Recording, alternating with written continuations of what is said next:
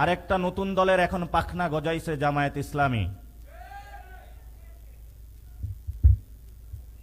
গণ অভ্যুত্থানের করছে যারা শহীদ ফ্যামিলি তারা, আর গণ অভ্যুত্থানের এখন নতুন নতুন চেতনার কথা বলে তারা নতুন ধর্ম ব্যবসা করে জনগণকে বিভ্রান্ত করার চেষ্টা চালাচ্ছে জামায়াত ইসলামী।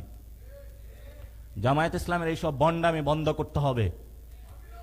যদি রাজনীতি করতে চান সোজা পথে আসুন। খুব মিষ্টি মিষ্টি কথা বলে,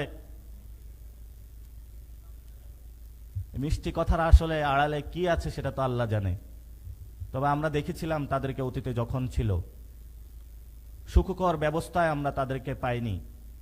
পাকিস্তানও এই ধরনের জামায়াত ইসলামীর একটি পাখা গজাইয়েছিল, একটি আসনে তারা পায়নি।